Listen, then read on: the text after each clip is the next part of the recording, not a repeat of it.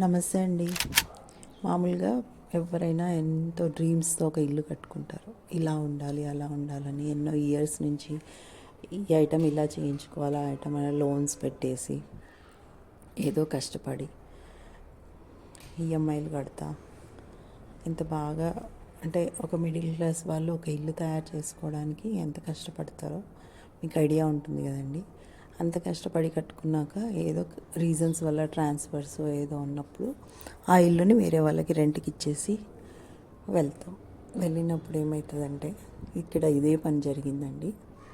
ఇల్లు కొని ఈఎంఐలు కడుతూ ఎవ్రీ మంత్ సమ్ రీజన్స్ వల్ల వేరే చోటుకి వెళ్ళి ఉండాల్సి వచ్చి మన ఇల్లు తీసుకెళ్ళి వేరే వాళ్ళకి రెంట్కి ఇస్తే కొత్తగా మొత్తం పెయింట్స్ అన్నీ వేసి రెడీ టు అంటే గృహప్రవేశం రోజు ఎలా ఉండిందో అలా ప్రిపేర్ చేసి ఇచ్చామండి. జస్ట్ 1.5 years ఉన్నారు ఇంట్లో. వెళ్ళేటప్పుడు ఎలా చేసి వెళ్ళారంటే స్విచ్ బోర్డ్స్ చూడండి అంత డర్టీగా తయారైనాయి. ఎక్కడ పడితే అక్కడ మేకులు కొట్టేసిండ్రు. వాష్రూమ్స్ అయితే అన్ని ట్యాప్స్ పాడు చేసేసిండ్రు. ఒక ట్యాప్ కూడా సరిగ్గా పనిచేయట్లేదు. గోడలు, డోర్స్, హ్యాంగర్స్ మేము ఆల్రెడీ అన్నీ పెట్టించాము. వాళ్ళు అన్నీ మళ్ళీ ఎక్స్ట్రా కొట్టి వాటికి ఉన్న నెయిల్స్తో పాటు పీకేసుకొని వెళ్ళిపోయినారు.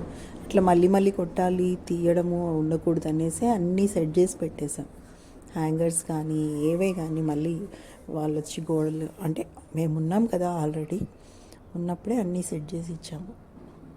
కొన్ని కబోర్డ్స్కి అయితే హ్యాండిల్స్ ఊడిపోయినాయి, హ్యాండిల్స్ లాగేసిండ్రు. విండోస్కి మెష్ పెడతాం కదా మస్కిటోస్ రాకుండా, మస్కిటోస్ పాడు చేసేసిండ్రు. ఈ డ్రాలు లాగితే రావడం లేదు అసలు.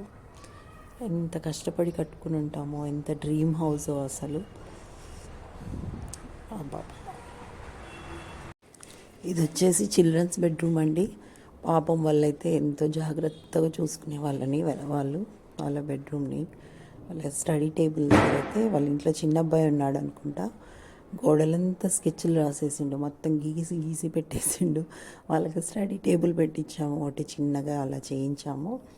ఆ స్టడీ టేబుల్ నిండా స్కెచ్లు, క్రేయాన్లు ఇంకా తీసేసాం. కానీ వాటికి అంటే వాళ్ళు ఏదో ప్రాజెక్ట్స్ చేసినవి పేపర్స్ ఇదిగోండి ఇలా అంతా గీసి పెట్టేసిండ్రు. గోడలంతా పాడలేపేసిండ్రు. మా అబ్బాయి అయితే ఏడుస్తూ కూర్చున్నాడు, ఇలా అయిపోయింది, ఇంకా నెక్స్ట్ ఎవరికి ఇవ్వద్దు, మనమే ఉంచేసుకుందాం, ఖాళీగా ఉన్నా పర్వాలేదు అనేసి. వాళ్ళు బుక్స్ పెట్టుకొని ఇక్కడ చదువుకునే వాళ్ళు, కంప్యూటర్ ఇవన్నీ పెట్టుకొని ఇదంతా చాలా డర్టీగా చేసి పెట్టింది. వైట్ కలర్ ఉండేది, చాలా పాడైపోయింది. అసలు ఒక్కొక్క స్విచ్ బోర్డ్ చూస్తుంటే అస్సహ్యం వేస్తుంది అసలు. అందుకే అండి మన వస్తువు వేరే వాళ్ళకి ఇచ్చాక ఏం ఆలోచించినా లాభం ఉండదు. చూసి ఇవ్వాలి నెక్స్ట్ టైం ఎవరికి ఇచ్చినా కూడా.